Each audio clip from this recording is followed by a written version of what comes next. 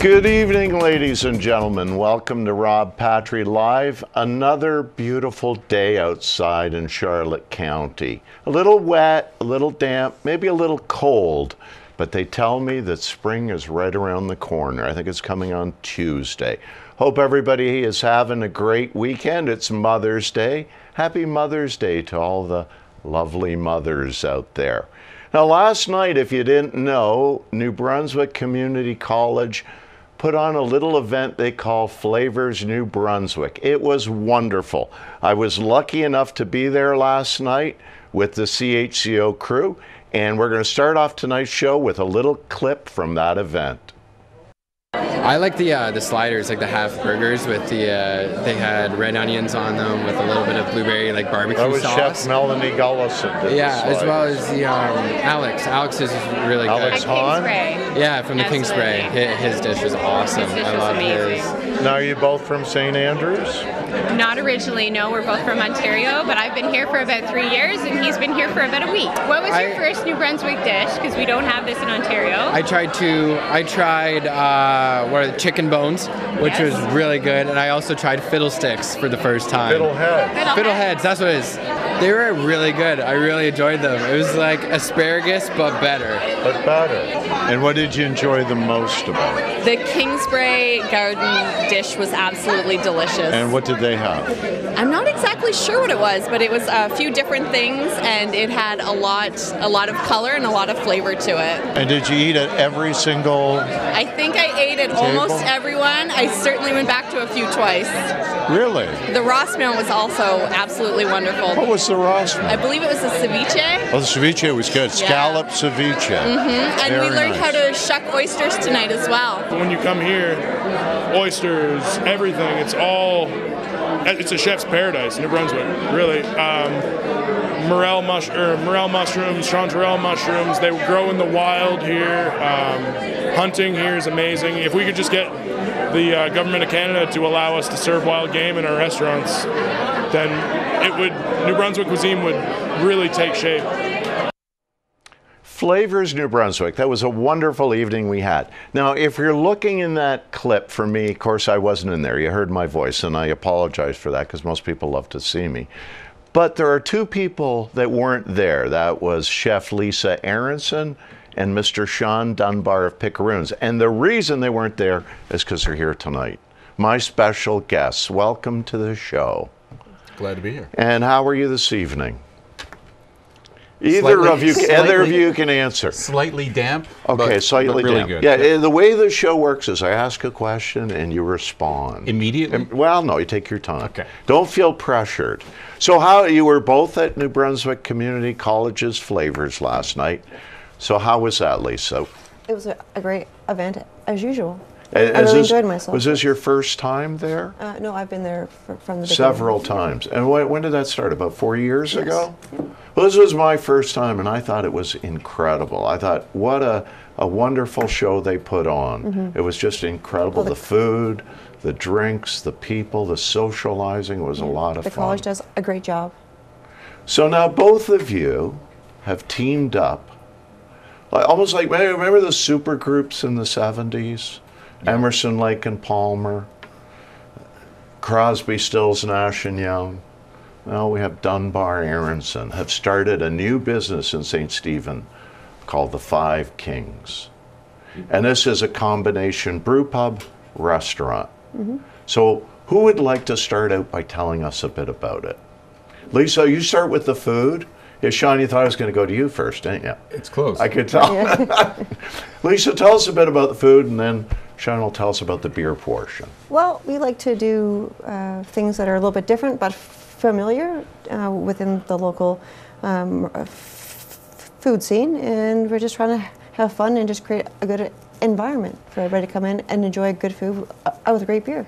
And beer is an important component to the restaurant. Yeah, we set it up as a sort of combination of restaurant and brewery on site as well, to sort of bring in the brew pub concept, to give us retail out the door sales of beer to the public in bottles and cans and growlers, to add just an extra little component to the business. So that is, I'm from Ontario. and I do apologize ahead of time.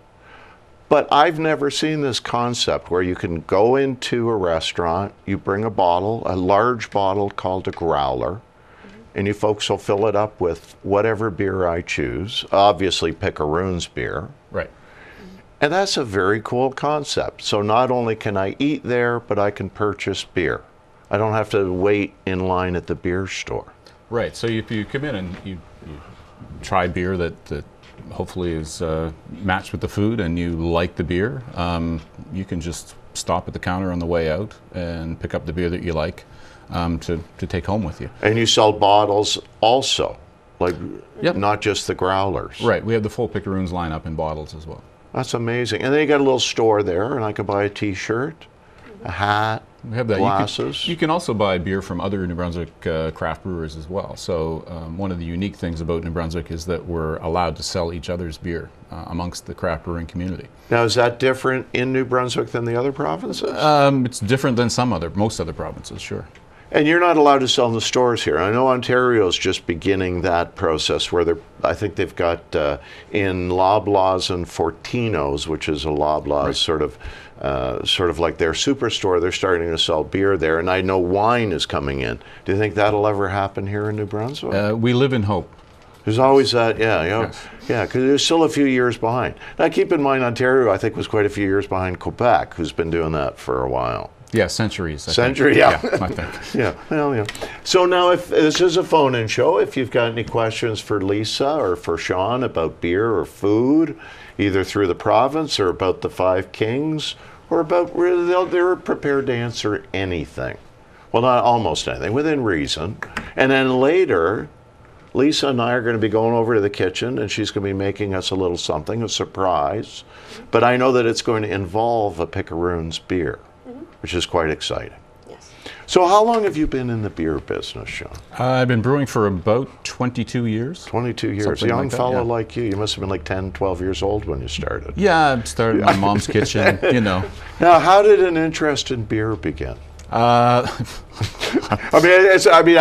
That's kind of an odd. Now, why did you ever pick beer? Yeah, imagine young guys deciding that they could make a. Well, I mean, mostly it's just that I could. So that you grow up with thinking that breweries are big, huge things that are impossible to get into unless you come into a family or something like that. But when craft breweries came along and small breweries in the late 80s and 90s and sort of the renaissance of small batch brewing, and then we all sort of figured out that, you know what, you can get into this in a small way, make really good beer, and sort of make a living at it. And so it was really the equipment design that came along and the notion that beer could be small and made in small single batches. That got a lot of us into it. Because at one time, and I won't mention their names, but I think there was like 2 or 3 of these big guys selling and distributing beer, and that was how it ran for quite a few years. And then all of a sudden, these microbreweries started popping up. Yep. I know in Ontario, Sleeman's was one of the ones that started it. But yours is actually starting to grow not only in New Brunswick, but nationally as well. Well, I mean, beer is best when it's local, really. Yeah. But local beer drinkers everywhere start to look from beers from across the country and around the world, really. But we're just part of a real small brewery renaissance that started in the late 80s and early 90s. And it's a phenomena, I guess. Maybe not that. It's a trend that's happening everywhere around the world. And New Brunswick, it's good that New Brunswick is part of this trend.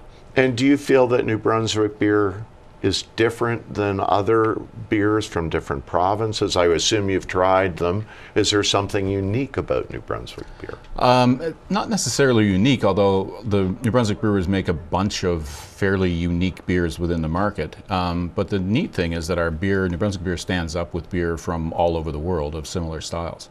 So it's kind of fun. We do some different things in New Brunswick. I mean, We've made kelp beer. You know, we'll be working on some chocolate beers in St. Stephen for sure.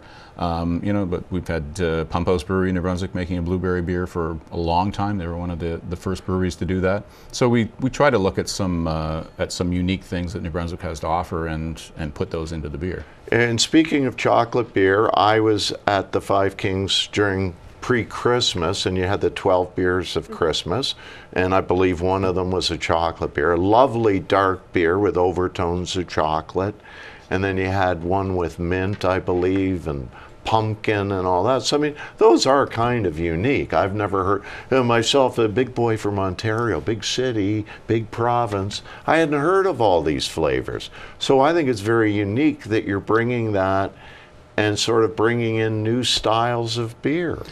Yeah, these are new styles of beer. Innovation in brewing is partly just going back further in history. So these were beers that would have been made, say, pre-Prohibition, and even farther back. So all we do is sort of to innovate is we go back further in the history books and see what brewers used to do before everything was sort of homogenized. And those are the beer styles and the different brewing methods that we rediscover and then bring back. Now you're bringing up an interesting point that I'd never really thought of before, but prior to Prohibition, I guess, were there more different styles available, and then it just sort of all got lost? Prohibition was part of it, but yeah, it was. There were thousands of breweries, hundreds of breweries in Canada before that. Oh. The sort of amalgamation of breweries started, well, really after the Second World War, but Prohibition wiped out a bunch of breweries in North America. Some of them changed to, I don't know, bottling water and soft drinks and ice cream and all kinds of things, but many didn't survive Prohibition. You just can't be out of business that long. And so when brewing opened up again, then the age of sort of amalgamation came in, and again, this was a worldwide phenomenon. So a lot of the smaller breweries that did open got gobbled up by larger ones, and so we ended up with the state in North America where there were, I don't know, not many breweries left. But after the craft brewing revolution, we've sort of got the numbers back to pre-Prohibition numbers again, and even beyond that. So we're just going back to the way things were. Yeah. Don't forget, in the 60s and 70s, you know, technological advance was a big deal.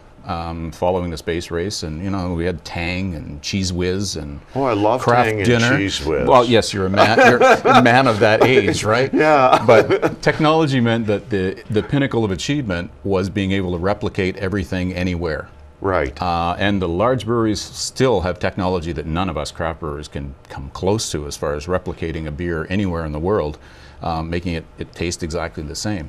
But that was sort of the way that the world was going. And the world's changing back, and it's changing back that way on food. Everything that we eat and drink is sort of going back to what we call the old days, when individualism is celebrated more than sameness. Right, but you know, when you think of the breweries, the large ones, both in Canada and the United States, and Europe, I suppose, as well, that have that consistency to make the same thing over and over and over and over. It's like the fast food hamburger, if you will. It loses something. So when you make the hamburger in a nice restaurant like the Five Kings, there's a unique flavor, a unique taste, and you bring that same thing to the table. And that's what I believe brewers like yourself offer to the public, is unique flavors, unique tastes, not the sameness over and over. It's not just to open a glass and let's down as many as we can.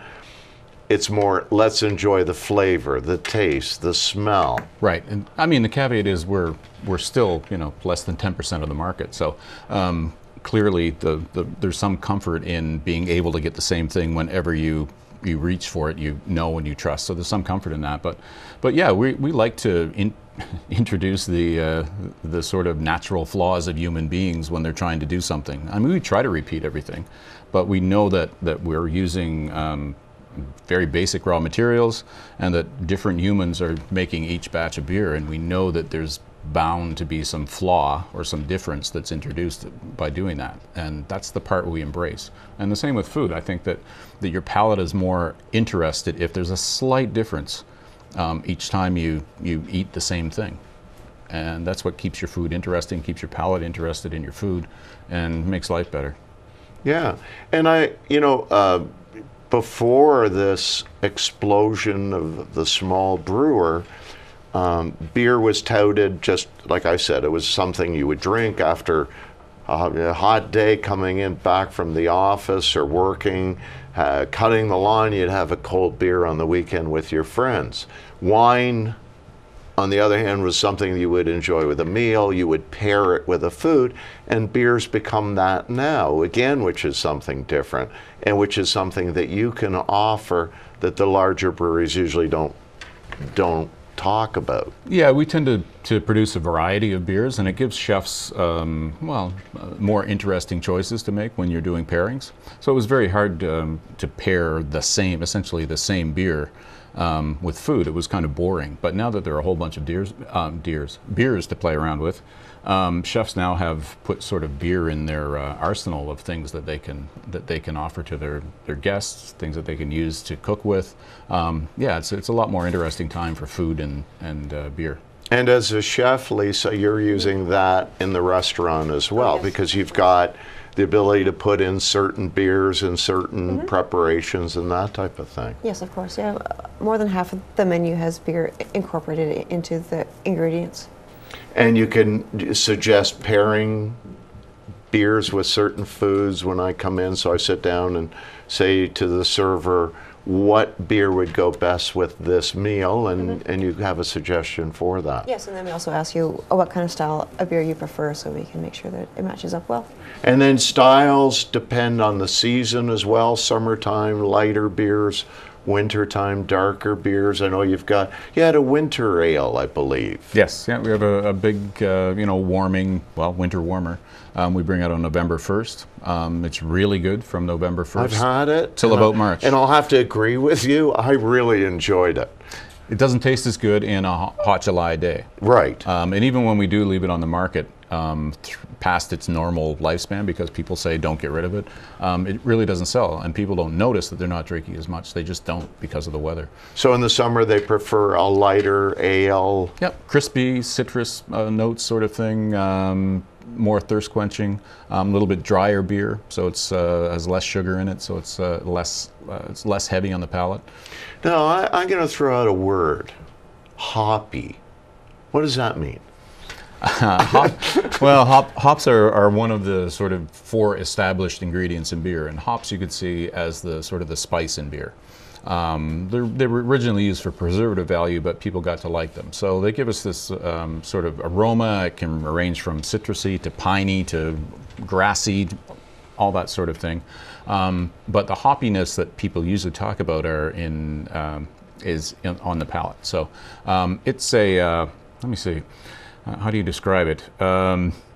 Bitter is the predominant characteristic, I guess, of hops. So it really, hops are great in beer, makes beer a great thing to pair with food, because the bitterness and the hoppiness really open up your palate, really open up the saliva ducts and things like that, so you can taste your food better. But yeah, hops are the big deal in beer these days. So brewers are at a race to make as hoppy a beer as they possibly can, mostly through the American West Coast IPA style. So this hoppy flavor is a trend now, because it wasn't always a trend. No. It changes, right? It does. I mean, beer changes. Sour is the new bitter, frankly. Sour's the new bitter. Yeah, sour is the new bitter. So yeah, sour beers were a style from Eastern Europe and from Germany, again, that was rediscovered. So now brewers are. For years we avoided souring our beers because it meant we had an infection, and the beer was bad. The beer was bad, so we would throw it out. And now, brewers are souring beer on purpose just to make this really unique sort of tasting experience. It's the big deal. I don't know what the next one is. Right. There'll be something else. Now, what is a lager? Lager is, let's say there are 2 general types of beer. So lagers and ales. Ales are brewed at a fairly high temperature, or fermented at a fairly high temperature, with a yeast that works, say, at the top of the tank. Okay. They give a lot of flavor, a lot of esters from the reaction from when the yeast is consuming the sugar and converting that to alcohol. So it gives off a lot of these really volatile compounds that are those really bright, fruity, flowery aromas that you get. Lagers are sort of a mellow version, so they're fermented at a cooler temperature, and the yeast works, let's say, near or at the bottom of the tank. Okay. The fermentations are longer, they're less volatile, there's less junk being given out, less roughness, so they tend to be rounder, a little bit mellower. All the flavors are the same. They're just muted a little bit in a lager. Why I ask was when I was a kid, my dad loved Labatt's 50. He was from Montreal, always drank 50, or as the French would say, 50. 50, yeah. And he would always, he would say, well, this is an ale. Right. And the other beers are lagers. And I said, well, what's the difference? And he'd say, ale's top fermented and lagers bottom fermented. Right. And that was all I ever knew. That's all you needed to know. You kind of mentioned those words. You said top and bottom. Yeah, that's all you needed to know. Yeah. But later in life, I'm sure I tried 50 and it didn't taste much different than the other. It had maybe a more bitter taste. Later in its life, we still use old style open fermentation, which you need to do to make true traditional ales, which is why the company's called Picaroon's Traditional Ales. And open fermentation gives you a lot more volatility. Nowadays, ales and lagers are fermented using different yeasts, but in the same tanks. So hardly anyone open ferments anymore. They're all in closed tanks. And that really affects the beer. There's not as much difference between a commercial ale and a lager now than probably when you were drinking your father's beer. And just so that everybody knows, I wasn't like underage when I was drinking. Yeah, I wasn't going down to the cellar and opening up a couple of 50s after grade 12. Well, maybe I was. Well, you know what? It's okay. We'll just leave it at that. So now, okay, we're going to talk a little bit about New Brunswick, because ingredients from New Brunswick is what Flavors was really about last night. So do you try and focus, Chef Lisa, at the restaurant to pick New Brunswick ingredients? Yes. That's important. Oh yes, of course it is. And are you into this farm? What are they, farm to table? Yeah, I love that. no, I think it's great. It's amazing that you're getting local ingredients and you're bringing them out and you're making stuff. So give us some examples of New Brunswick ingredients, if you will. Well, I mean, in our own backyard in St. Stephen there we have, the Picaroon's ales, and then we have Ganong's chocolates, which we work with quite a bit. And then, we have blueberry fields up in Penfield area as well. There's cranberry fields. There's lots of things. Fiddleheads this time of year, plus, you get into the fishing with lobster season and halibut and there's scallops around here. There's so much. And I could go on for like. And as a chef, that inspires you, doesn't it? Of course it does, yeah. So you say, geez, because I saw a picture on Facebook, you had a big giant halibut. Yeah. It was like 800 or 900 pounds, no, wasn't it? that was only about 50 pounds. 50? Oh. Yeah, it's only a small bag. It looked bigger than that. But it's bigger than a little trout or a sardine. Yeah. And then these are things that the local fishermen catch, comes to the restaurant fresh, and then you're bringing it out. Yeah, and then we train the apprentices on how to process it all. So it's also a teaching kitchen as well too, so they can also grow and develop their skills too. Oh, that's wonderful. And then you use Ganong's chocolates in a lot of the meals. That's great. And then there was you're brewing beer there, or did you start? Yes. You have started? Yep, we have beer in the tanks. Okay, because when I've been down there, and I've been down there a couple of times, there's all this silver, stainless steel, magical equipment, and that's to make beer. Yeah, exactly. I mean, the trick, the action in making beer mostly comes inside a closed tank. So there's not much to see. There's not much to see, really. There's a lot of cleaning that you can see on, I guess, Wednesday when we were brewing in our very, very small brew house. So about 90% of what brewers do is cleaning things, which isn't all that exciting either. So we sort of add ingredients together, mix them up in a tank, switch them from one tank to another tank to another tank to another tank, and then put them into kegs. So the beer, once it gets inside, once it starts the process, it's pretty much a closed closed loop. So yeah, you can't really tell what's happening on there, except for all the staff that have to trip over beer hoses and watch for water, and brewers and all that sort of thing on a brew day. So that's an exciting process. Now, we're going to take ourselves a little break. Thank you both, Sean and Lisa. Lisa and I are going to go over to the kitchen, and she's going to make something, and I'm going to help her. And you're just going to sit here and behave yourself. I will not. You will, and don't try and sneak out, because we've got cameras keeping an eye on. I see that. Yeah. So I know everybody wants to escape, but it's like that song, you can check out any time, but you can never leave. Okay, so we're going to take a quick break. We're back with Rob Patry Live with Lisa, Chef Lisa, and Sean Dunbar, and we're going to be in the kitchen the next time you see us. Thank you.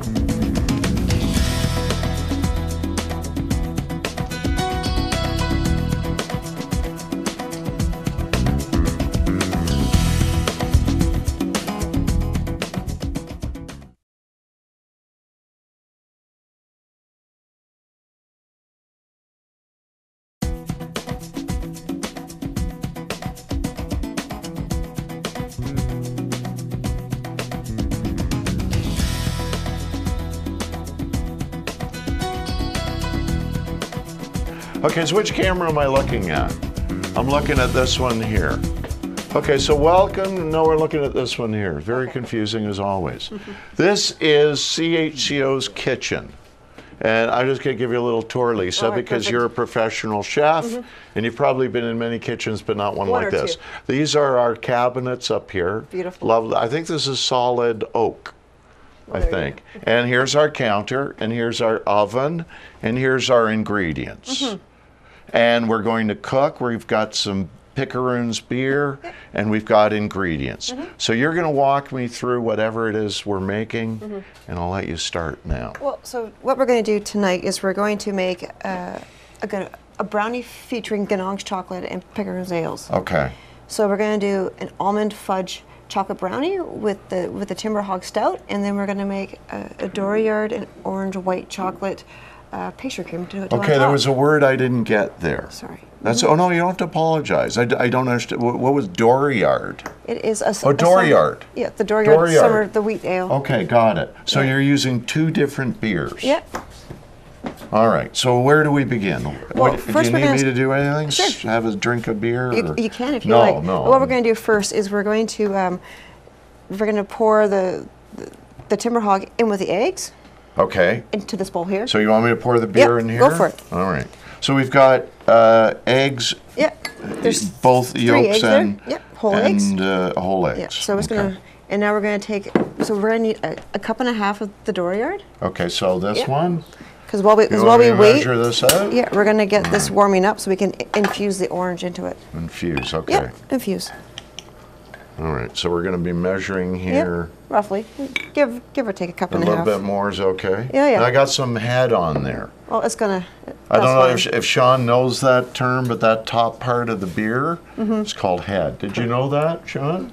Yeah, he looks like he wants to kill me. So we're gonna pour that into the pot here, actually. Yeah, you know he'll never speak to me again, but that's okay. It's very few people pour ever that one do. into here. So I pour this in here because we just want to. We're gonna make a ganache here in a bit, so we just need to get this hot. What's a ganache? It is chocolate and usually cream, but we're going to do half cream, half beer. Okay. So while we're doing that. So it's a beer cream ganache. Yeah. We're going to put another. Okay, so that's whipping cream you've got there? 35%. Okay. Is this a low calorie dessert? Oh, of course. Good. Calories don't count on the weekend, right? I'm watching my waistline. So. And then we're going to add an orange that we just diced up into there. Okay. So we're going to bring that up to a simmer. Okay. And while that's working, yes, we're going to start making the brownies. Okay. So in this bowl here, we're going to add our flour. Okay. And our sugar. Now, how much of each, in case somebody wants to replicate this at home? I'm going to post the recipe online tomorrow. Okay. All right. Good enough. And then our cocoa powder. Okay. So if you just want to get that a whisk until it's all combined. Okay. All right. Oh, as well as baking soda, baking powder, and a little bit of salt. Okay. So that was all in there. Yeah. Okay. And then Am I doing this okay? Perfect. Okay. And then we have some chocolate already in the microwave melting with a little bit of butter. So we've used, this is an almond fudge caramel square. Okay. From Ganong's. From Ganong's, Yeah. okay. So we're going to add that. That's what you've got melting in the microwave? Yeah. Okay, do you want me to get that? Sure, that'd be lovely. All right. Okay. Now, I don't know if it's completely melted. It looks partial. Do we need to melt that for all intents and purposes? Why don't I give it? That's good? Yeah, that should be fine. Okay, so that goes in here? Yeah. All right. And then, do I use my finger? No, I don't use my finger. A spatula. Okay. That might need 30 Maybe more a few seconds. more seconds. In Why the don't we do microwave. that? Yeah. Probably while we were talking. A little cold. Okay, do you know how to use one of these? Because I don't. I guess I just, okay, what do you think, a minute? No, I think 33 seconds should be good. 33. Yeah. I do that all the time, 33. You know, Why is bother that? hitting other buttons zero. when you're already there, right? Okay, so that's not unusual to press 30, because when you said 33, that's what I would have done. At home, I never go 30, because it's that extra movement of the digit that's unnecessary. Right. Okay, so now while we're waiting for that to melt, we can add our eggs and our beer into the bowl. Okay, so that's going to go in here, and you want me to whisk all this? Yeah. Do I need to whisk this ahead of time? No, because you can mix it together in the bowl. All right. Perfect. Okay. We're getting a shot of this. This is like live TV. It's great. Oops, well, there's a little batter is yeah, okay. That's okay. You know they're doing a good job when there's a little when mess. there's a bit of a mess. Yeah. Okay. So Flour now everywhere. I'll get this stuff here out of the microwave. So when this is melted together, this will. Okay. This still looks a little hard, but maybe we can try and get it out. No, it's still hard. Well, sometimes they take a little bit longer. You can even do it You know in what a we'll bowl do? top of the stove too. Yeah, so. you know what? We'll just kind of pretend that it's in there. Okay, perfect. I don't even think it really matters. Well, it's in there now. Yeah. Okay, So then. Well, that smells chocolatey delicious. That smells really good.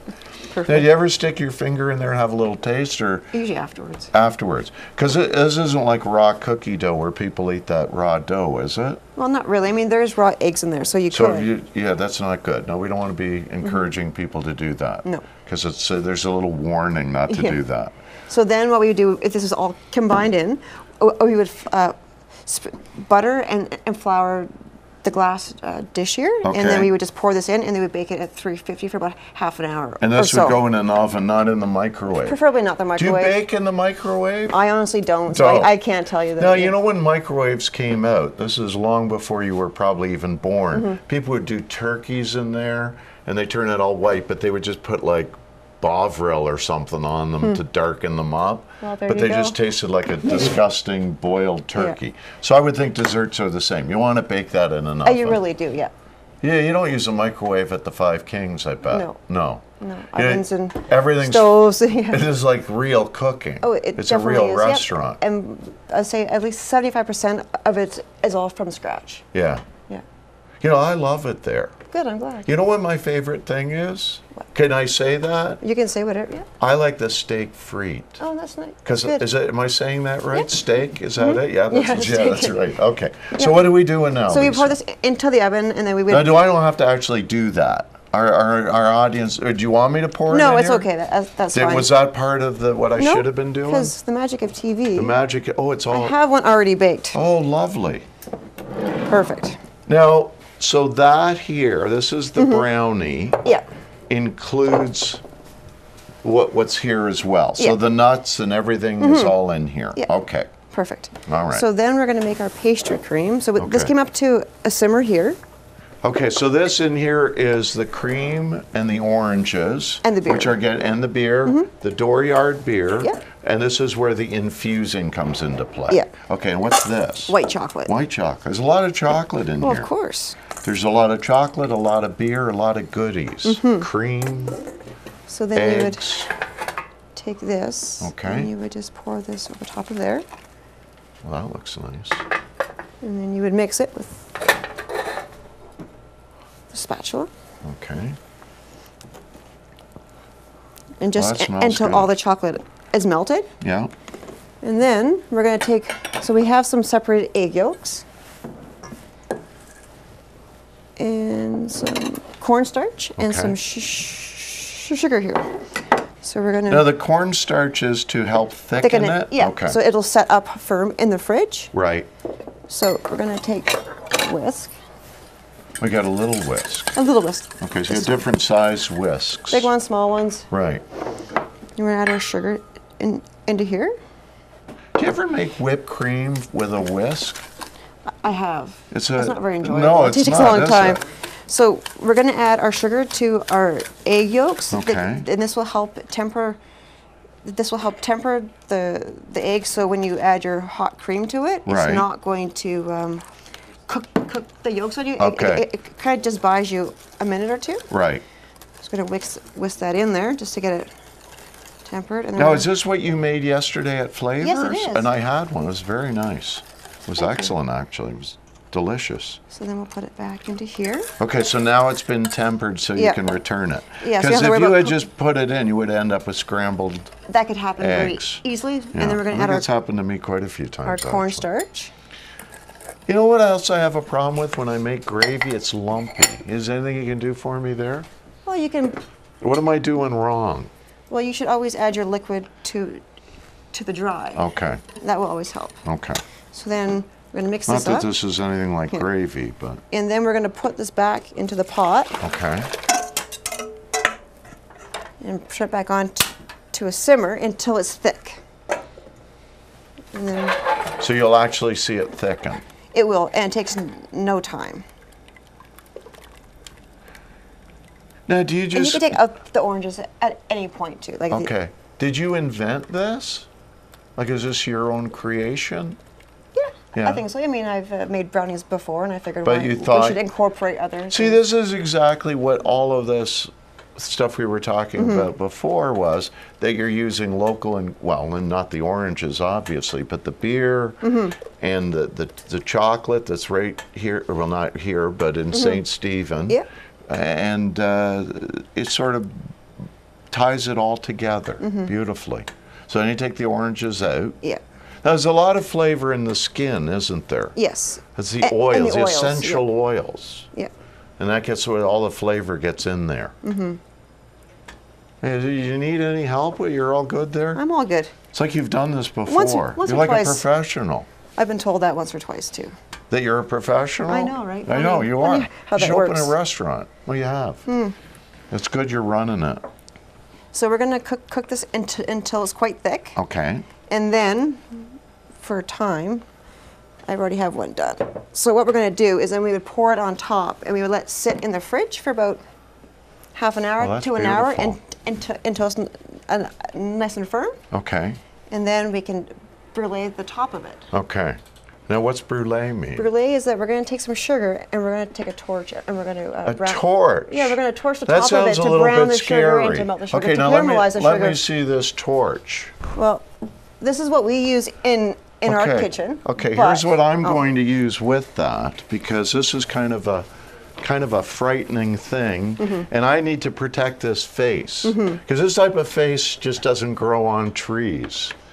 So I got to make sure that you see, so I'm all ready to do this, but I'm actually going to let you do it. Mm-hmm. Okay, Because perfect. I'm afraid of fire. Oh, you're afraid of fire? I am. I'm like the Well, if you villagers in can't take the heat, Frankenstein. right? Can everybody hear me? I'm a little bit afraid. Okay, you know what? I'm going to take this right off because that's nonsensical, isn't it? Yeah. You know, I'll do anything for a cheap laugh. And that was very, very cheap. Okay, so I'm going to put this over here. Now, is this a common cooking method now? Brulee? Yeah, well, I mean, I wouldn't say it's common now. I mean, it's been around It's for a been long around. time. I saw Julia Child do that once. I think she brought that to the forefront. Oh, geez, I'm getting ready. So I'll then we're just just going stand to go over here. back and forth, nice and slow. And it'll melt and it'll begin to caramelize. So when you have creme brulee, is that This what is what that the- means? yeah. So to do brulee they? the top of it, you melt the Now sugar. you have until- that at the restaurant because you have We those. did, You have, you don't. You're not having that. Actually, it'll be coming It'll back come this back. summer. Yeah, we're going to do a chicken bone creme brulee. So so is that what's going on in the kitchen? This torching thing?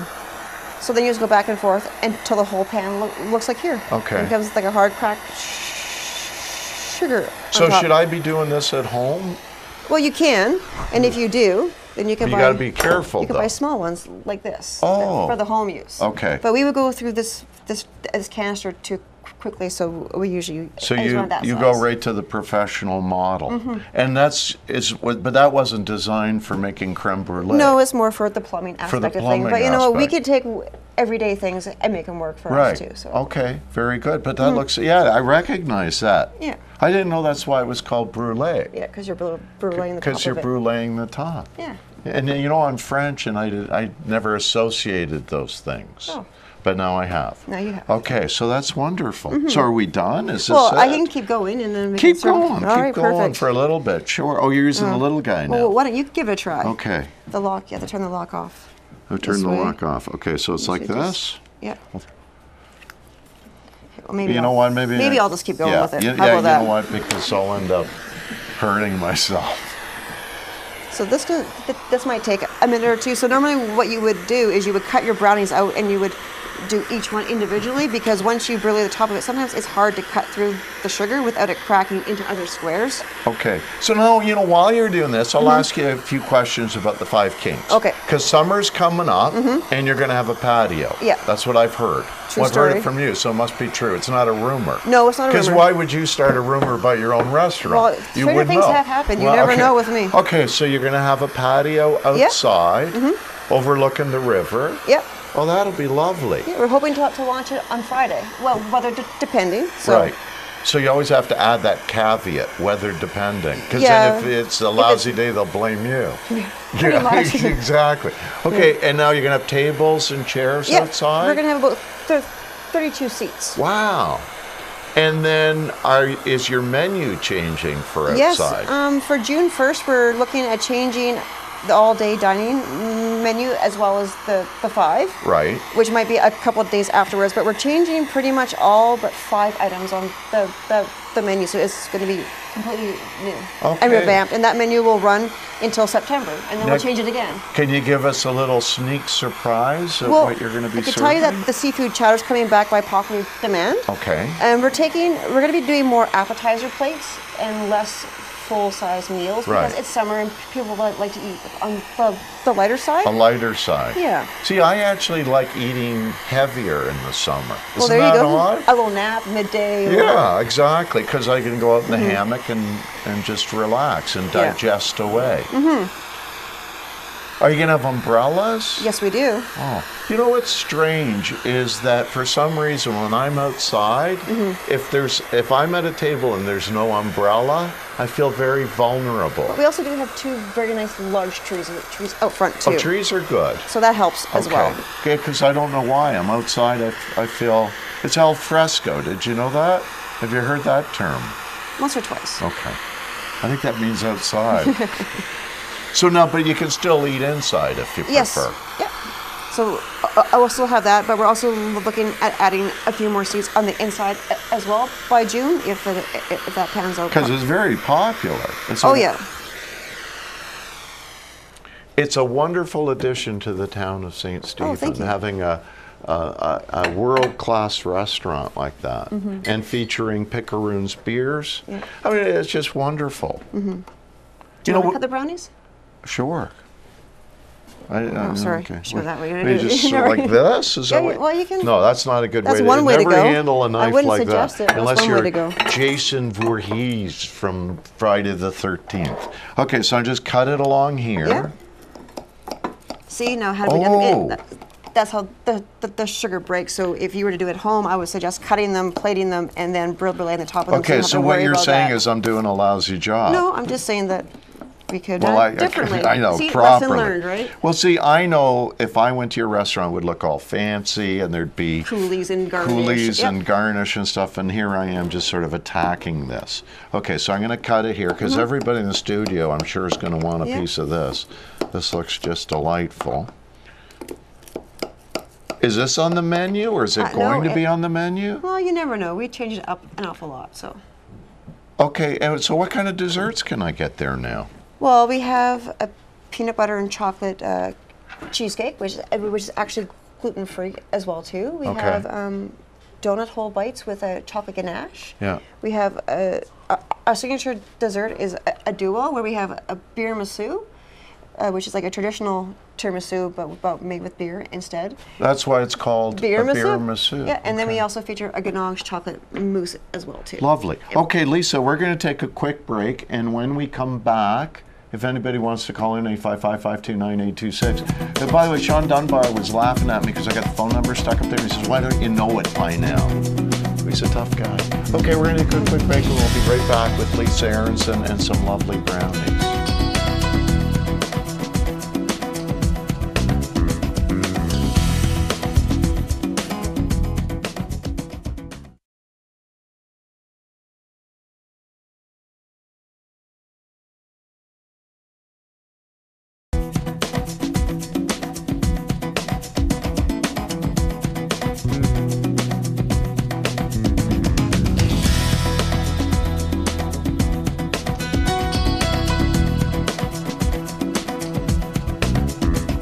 You're back with Rob Patry Live. We're back at the desk now. We call this portion of our massive studio the desk.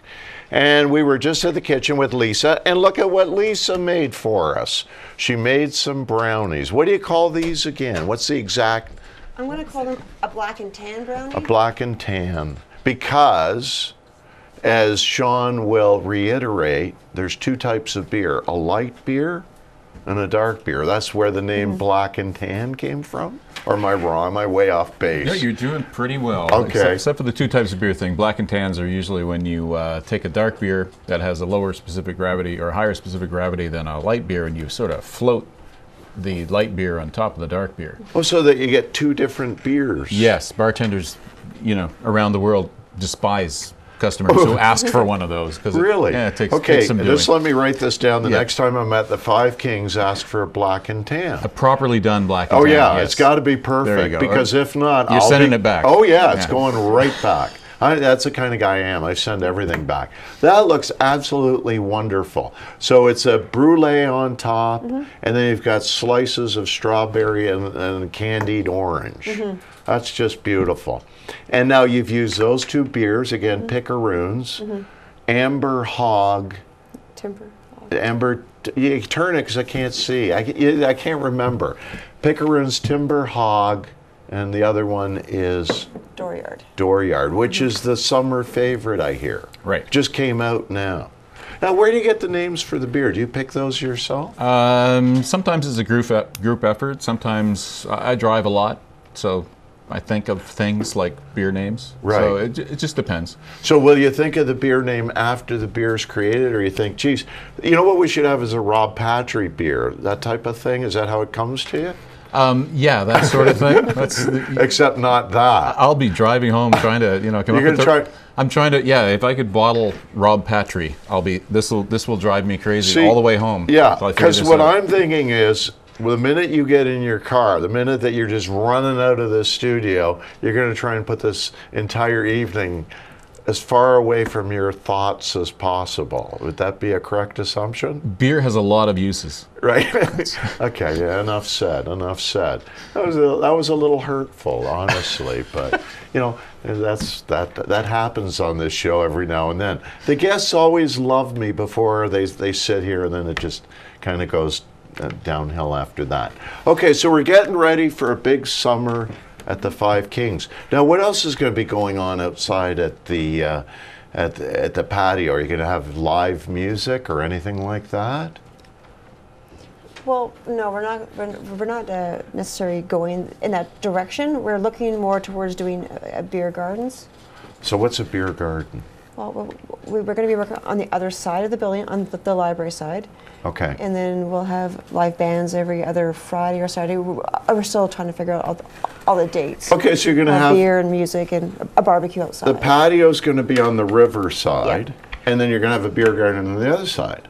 Is that? Yes, ideally. Okay, so that's kind of, I didn't know that. Okay, so you're going to have two, so now you're going to have inside and then potentially two outsides. Yes. And that's where you would have the music. And then is it, okay, now I'm going to ask you some legal questions. So is it fenced off, the patio? The patio will be fenced off, yes. So I can't, is somebody talking to me? Patrick? You're fine. Okay. Oh, he's muted me, so I can't hear him because he's talking all the time. So now, so it has to be fenced off, so people just can't come wandering in off the street and bringing stuff in and out. Doesn't work that way. No. But I can come in unless I'm banned. There's nothing like that there. Did you have a list of people you don't want there, and I'm on the Not top? yet. Not Well, yet. maybe after tonight. After we'll see. tonight, things have really gone downhill. Oh, it's sad. It's sad to know. We still have a few minutes if anybody wants to call in. 855-529-8826. So we've covered off quite a few things tonight. We've covered off beer. We've covered off food. The marriage of both in that wonderful restaurant. How is the restaurant doing? Are you happy with its progress? Extremely happy. Yeah, it's only been a few months, hasn't It's it? been 6 months and a couple days. 6 months and a couple of days. You know, it feels like it's always been there, which I think is a tribute to both of you, that it feels so much like part of the town. And I know it's a gathering place as well. It's just not a place for people to eat or drink. It's people come together and they talk, just like we had spoken about initially when I first met you. Like the train station, it's a place where people want to be and come together and spend some time. Definitely. And today's Mother's Day. You had a lot of folks there today? Oh yeah, we had quite a few for brunch, and we also have quite a few dinner reservations as well too. So it's just great to have the support from the community coming out. Now, brunch you just started in the last few months? Yeah. And how's that going?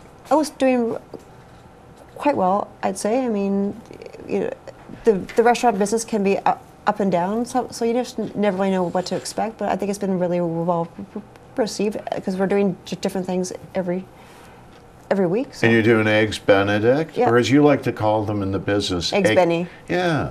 Is that what you always call them, Sean? Always. Eggs Benny? You've always called them Eggs Benny. See, I would have said, if I had to place a bet, that you're not the Eggs Benny type of guy, but apparently you are. I am. You're one of those guys that likes little short forms and cute little terms and. Yeah, I'm familiar with the food and beverage industry. So Okay. Now, beer, do you call that a brewski or a wobbly pop or? No, we usually call it beer. Beer, yeah.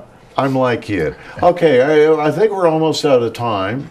I hope you guys had a good evening and you're not too upset with me. I think it went very well from my perspective, but it always goes very well from my perspective because I'm here.